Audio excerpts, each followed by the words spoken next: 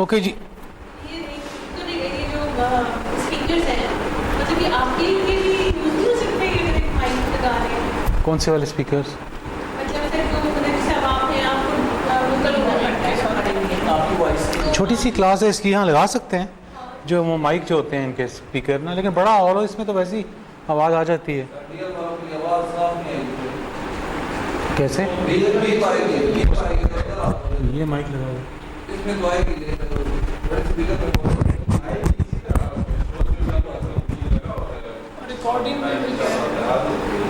था नहीं, आईटी वाले देख लें अगर कोई इम्प्रूवमेंट हो सकती है।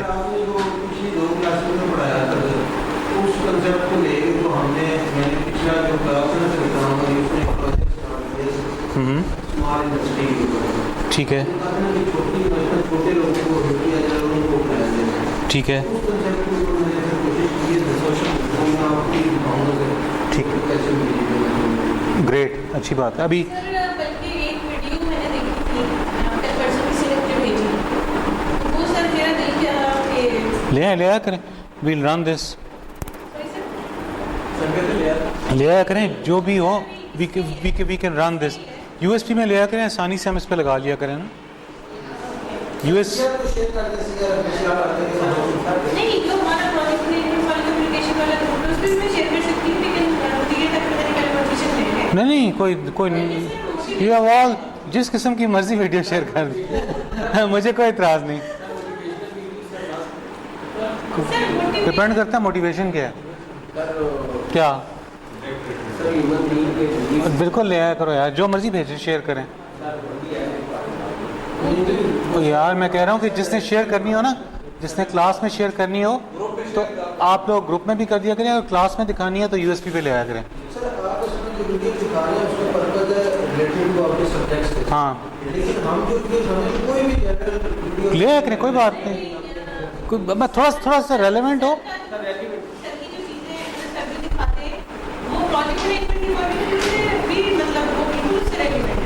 हाँ जो रेलेवेंट है दिखाएं, और रेलेवेंट ना भी हो तो दिखा दें, कोई बात नहीं। क्या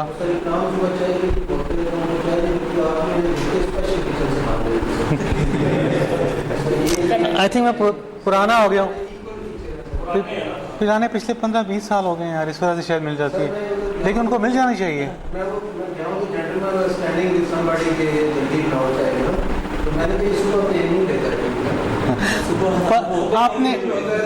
आपने कस्टमर रिलेशनशिप मैनेजमेंट का सब्जेक्ट पढ़ा है?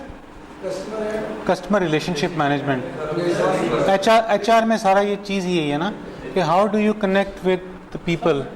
सो even if there is a PN और अ रिकॉर्डिंग गाय और whatever guy, I have a very personal relationship with them, very personal relationship. मैं उनके साथ एज अ दोस्त बात करता हूँ, काम भी करता हूँ। तो इसका मतलब ये था कि जब मैं कभी कोई चीज़ को कहता हूँ उनको तो वो कर देते हैं, ये वजह सिर्फ। So if you have a good rapport with these people ना, एज अ रिलेशनशिप, तो फिर लोग कर देते हैं। ये सबसे पुरानी प्रिंसिपल है कि जो एग्जेक्टिव लोग हैं ना, वो ज़्यादा प्रॉब्लम क्रिएट होते हैं, वो ज़्यादा, तो उनको रिवाइव करने का तरीका ये करके उनको Oh yeah, sincere importance, not insincere, because a person is standing here and recording everything, right? The person who is ये तारे वगैरह कोई लगा रहा है, ये काम कर रहा है, वो बहुत इज्जत वाला काम कर रहा है, तो आप उसको इज्जत दें दिल से। जब आप किसी को इज्जत दिल से देंगे ना, फिर उससे आप किसी को जो काम कहें ना, अच्छा मैं इसको एचआर के पर्सपेक्टिव में कहता हूँ। देखें, हमें मेरा जो बॉस है कोई अगर ऑर्डर करता है, क्योंकि रात को कई दफ़ा 2-3 बजे कोई फॉल्ट आ जाती है नेटवर्क्स में, तो वो जब उसको कॉल करता है 2-3 बजे, ये काम करो हर हाल में, तो बंदा क्योंकि उसके नीचे काम कर रहा है, कर तो लेगा वो काम, ठीक है, लेकिन वो बाद में गालियाँ निकाल रहा होता है ऑफिसर को कि यार सानू क्यों तंग किया है इन्होंने, इस तरह होता है। लेकिन अगर आपका कोई अच्छा ऑफिसर जिसकी अपने रिलेशंस के साथ ताल्लुकात अच्छे हो ना, तो वो आप उसको कहें तूने सारी रात जागना है और ये काम करना है, तो वो काम भी करेगा और खुशी से भी करेगा। सो इनमें से कौन सी अच्छी चीज़ है? बहुत से काम ऐसे होते हैं लोग पर्सनल रिलेशनशिप पे करते जाते हैं ऑफिस में। हाँ, सेल्फ रिस्पेक्ट,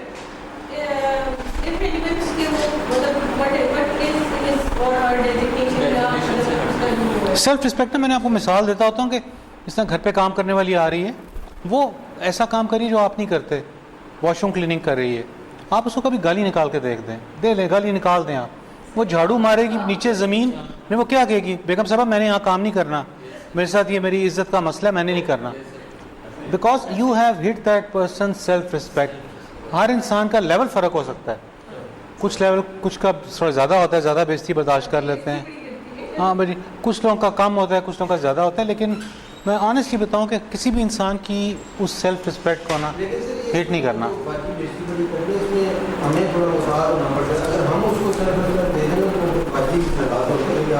ਤੁਸੀਂ सेल्फ रिस्पेक्ट नहीं देंगे ना, नाल अपना मोबाइल नंबर भी देंगे हो नाल मोबाइल नंबर भी तो देना है कि सेल्फ रिस्पेक्ट के साथ। हाँ, बड़े फ्री हो रहे हो हैं मनूस, ये कौन है, अगले दिन ही बदल जाती है, वैसे ही हो अच्छी खासी चल रही होती है, अगले दिन ही बदल जाती है। अभी आपने जो मिसाल दी ना कि आपको 2 बजे एक बंदे को काम दिया आपने, तो ये एचआर है बेसिकली, आपने माइंड के साथ डील कर रहे हैं, आपको काम किसी ने दिया, आपने देना ही है, काम तो करवाना है, लेकिन उसका तरीका ये है कि आपने काम किया यार गुड जॉब डन, तो आप सुबह यार ना आना क्योंकि आपने रात, हाँ कुछ उसको लीवरेज दे दें कि सारी रात जागा हुआ है, वो सुबह तू लेट आ जाना। मेरी सिर्फ ड्यूटी लगाई मैंने रात को, तो मुझे सुबह पता चला कि मेरा ऑफ है, मैंने कहा दोबारा नहीं लगा देते, सुबह अपने मेरा काम निकाल दिया। आर्मी में थोड़ा सा डिफिकल्ट हो जाता है आपकी, क्योंकि वहाँ पे कोई रूल्स की इस तरह फ्लेक्सिबिलिटी नहीं होती है ना, हम सिविलियन में फ्लेक्सिबिलिटी है और ये कर सकते हैं, करना चाहिए। तो आई डोंट नो, आर्मी में तो उन्होंने हाँ हर एक में कहता होता है यार में करो। अच्छा ठीक है, हाँ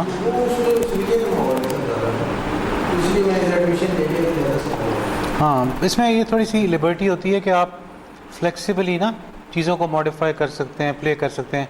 लेकिन जहाँ कोई बहुत ज़्यादा स्ट्रिक्ट रूल्स होते हैं ना, फिर उनके और कंसर्न होते हैं, फिर वहाँ नहीं कर सकते आपके जी। सुबह आपने चाहे रात को 12-1 बजे तक या सुबह के 4 बजे तक काम किए, सुबह 7 बजे ड्यूटी पे पहुँचना है।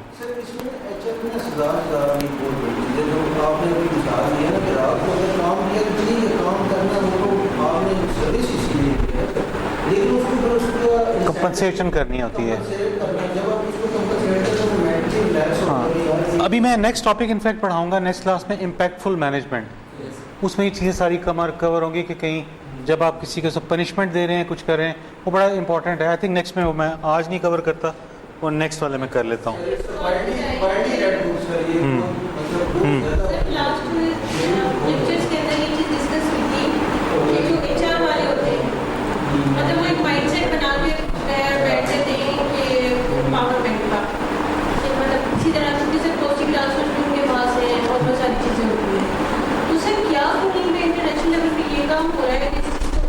हो रहा है, मैंने आपको ये बताया ना कि अभी जो आपकी हायरिंग फायरिंग वो चीज़ ना, जो जितना भी प्रोसेस है उसकी एक कमेटी होती है।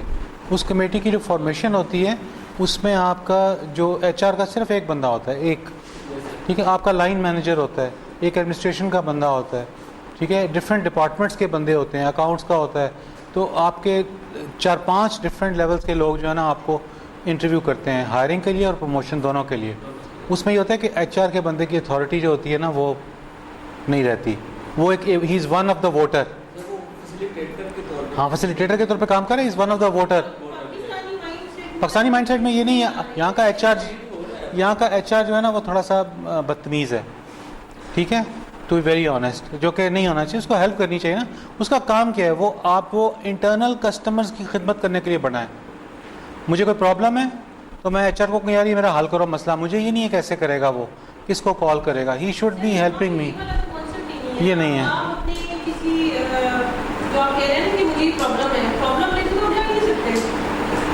ये नेगेटिव है, ये एचआर नहीं है, ये एचआर नहीं है ना, ये तो गलत है। एचआर मैनेजमेंट ये नहीं है, लोगों को मैनेज करने का। एचआर हम जब यूज़ कर रहे हैं, हमने तो पोस्ट रख दी है एचआर बिजनेस पार्टनर। हमारा जो एचआर का बंदा है ना, हेडक्वार्टर का एक बंदा रीजन में पोस्टेड है, उसको हमने नाम रख दिया एचआर बिजनेस पार्टनर। अब वो एक एरिया का हेड का एचआर बिजनेस पार्टनर है। जो ऑपरेशंस के बंदे हैं उनको कोई भी एचआर का इशू होता है, कहते हैं इसको रिजॉल्व करो, वो हेडक्वार्टर से कॉन्टेक्ट करता है, रिजॉल्व करवा के इनका काम करता है। तो he is a business partner के वो हेल्प करेगा, खाली ये नहीं कि वो इस तरह करे। लेकिन हमारे यहाँ ये बात ठीक है कि हमारे यहाँ एचआर अपने आप को बहुत ज़्यादा, जिसके आप में पावर होती है वो यही करता है।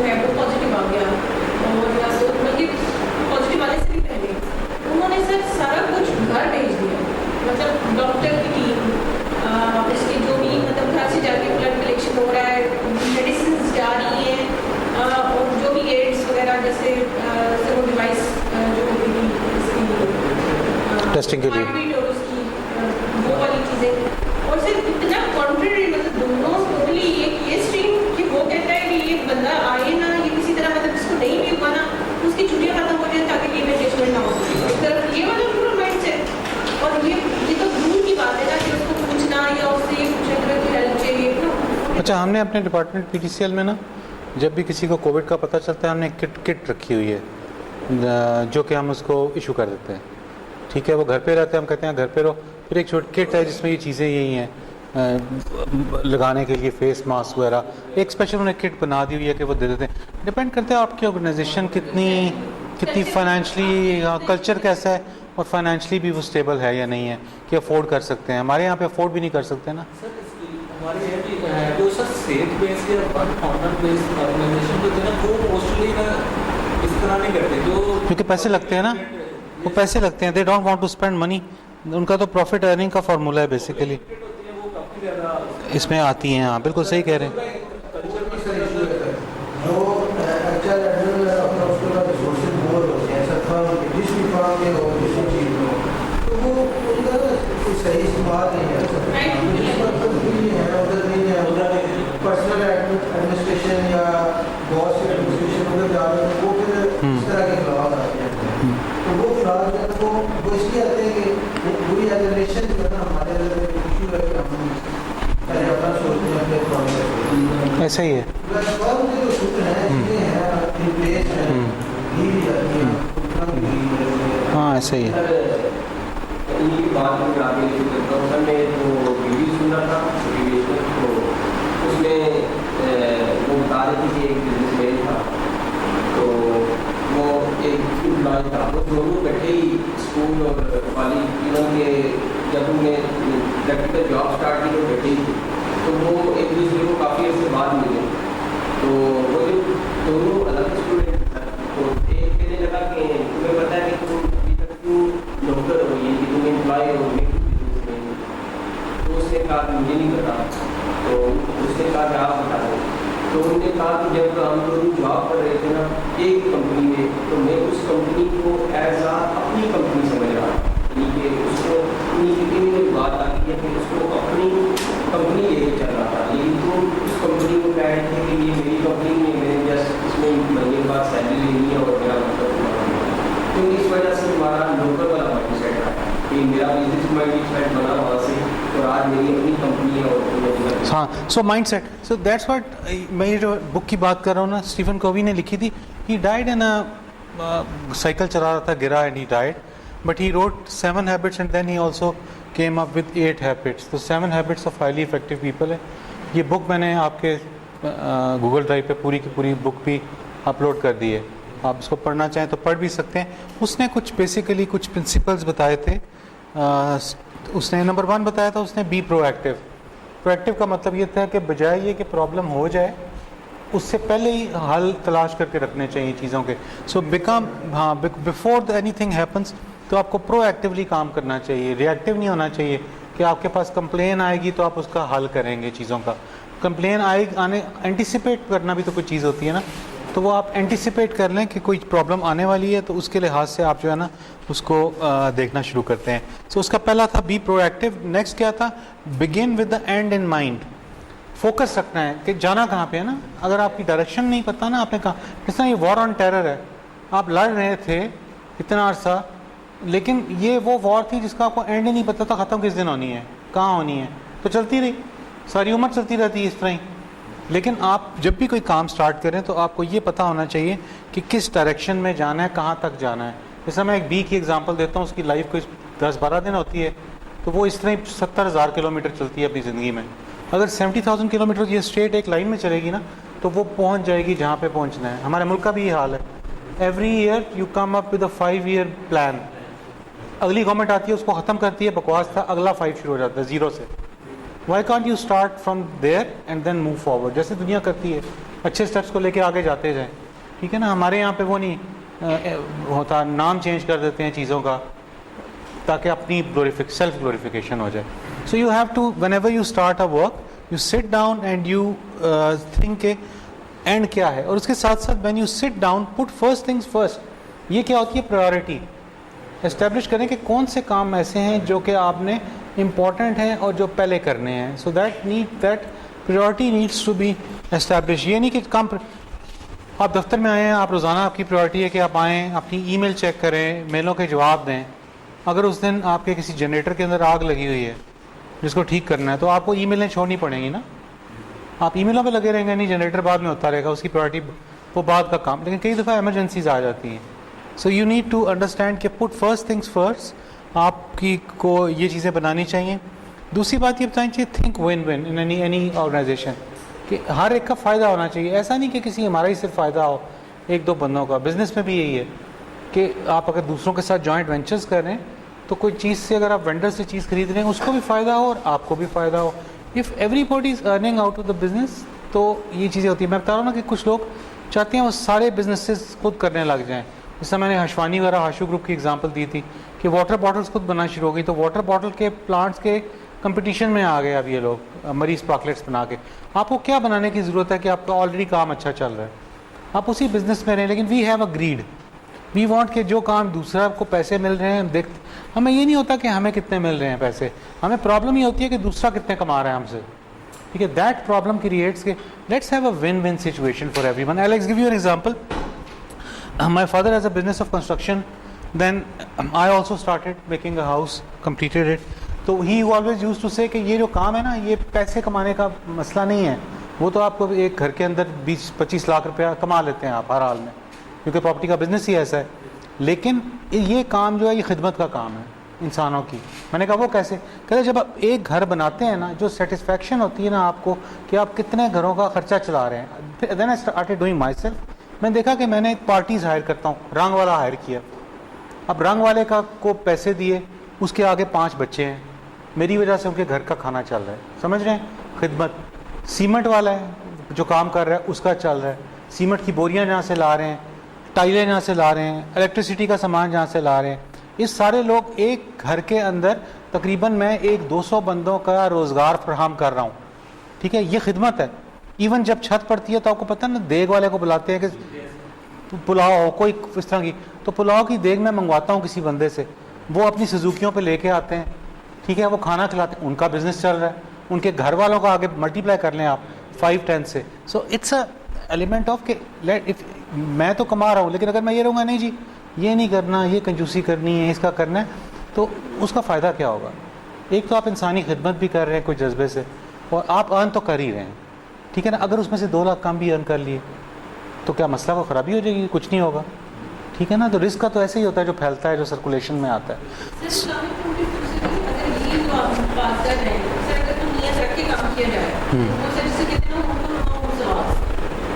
कि काम तो वही कर रहे हैं, बट उसमें वो आपका जो अग्रीमेंट है ना सवाल तो ज़्यादा शामिल होते हैं. हाँ, कहते हैं ना जो रिस्क शेयर करे. मुझे ये शुरू से आदत नहीं थी, लेकिन मैंने थोड़ा सा सीखना शुरू कर दिया. एक बंदे से, मेरे ऑफिस का कोलीग है, वो कभी भी जो खाना है ना अकेले नहीं खाता. वो पता है क्या करता है, हम सब बैठे होते हैं और खाना खाने चले, वो चले जाते हैं ढाबे पे, उसके साथ उसने किया हुआ है, उनको महीने के पैसे देते हैं. तो हम लोग वहाँ पे रोटियाँ मंगवाएं, सालन मंगवा रहे हैं, ये कर रहे हैं. अच्छा, वो बंदा उसके जो खाने में तकरीबन 4-5 लोग रोज़ होते हैं, रोज़. ये बड़ी मुश्किल काम है आजकल की महंगाई में, लेकिन मैंने देखा है कि अल्लाह ताला ने उसका रिस्क ज़्यादा किया है. सो आप कहते हैं ना रिस्क अगर शेयर करें आप लोग तो वो ज़्यादा होता है. तो आज क्या खिला रहे हो मुझे या मैं क्या खिला रहा हूँ? You understand what I am saying कि इंसान का इससे रिस्क ज़्यादा होता है. ये बस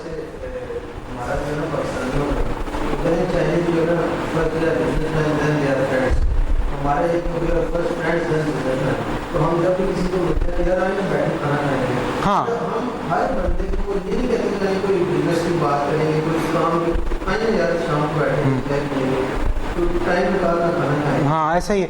अभी आप एक चीज़ नोट करें ना, हम में कम हो गया बिकॉज हमारी फाइनेंशियल सिचुएशंस या हमारा नेचर या माइंड चेंज हो गया है.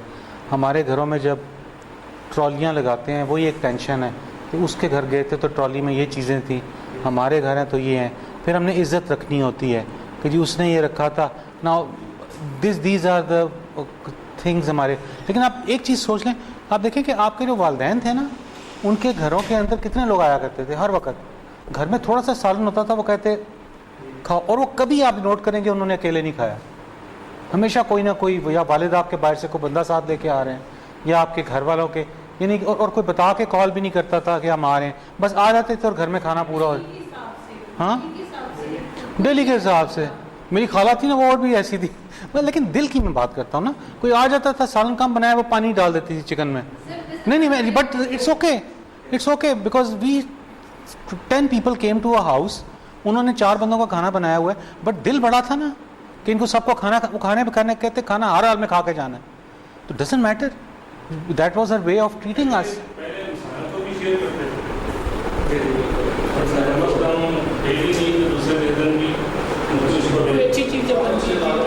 हाँ, जो घर में खाने की चीज़ बनी है आप दे दें, तो ये अब समहाउ यहाँ पे ये रहा नहीं है ट्रेंड। दिल के साथ जो अंडरस्टैंडिंग भी बड़ी थी कि एक नीड था कि यार ये जो चीज़ है ना, मेहमान अपना रिस्क ले गया और मेहमान के आने से रिस्क कम नहीं होता, ज़्यादा ही होता, तो वो जो नीड था ना वो हाँ एग्जैक्टली। हमारे अंदर जो चीज़ नहीं है अभी भी है सर, हम शेयर महल्ले में अगर अपनी फैमिली जमाई आपस में शेयर करती रहती है चीज़ें, प्लेट उधर चली, प्लेट इधर सिर्फ इस बात पर लड़ाई है कि हमारी प्लेट भी नहीं है। हाँ, जब प्लेट कोई भेजे चीज़ तो उसको हमेशा फिल करके हम भेजते हैं, ये रूल है। कभी एक उसको खाली प्लेट ही रख लेते हैं, उसमें कोई नई चीज़ बना के भेजेंगे। This is a culture. Of course. हमें भी गेस्ट कोई जो भी हो ना, हमें ओवरहेड लगता है बिकॉज हमें से टाइम भी देना होता है, हमें ज़्यादातर मतलब जो भी यार आपका खाली आप नॉर्मल ट्रॉली के ऊपर आपके 2000 रुपये लग जाते हैं, if I am not wrong, 1500 तो लगेगा ही। कुछ तो आप पैटीज़ मंगवा दें, सैंडविच मंगवा दें, आपका 1500-1600 रुपये तो कहीं नहीं गया ना, कोई घर में मान आ गया। Now this is one thing which is. हाँ, एक सेकेंड, हेलो।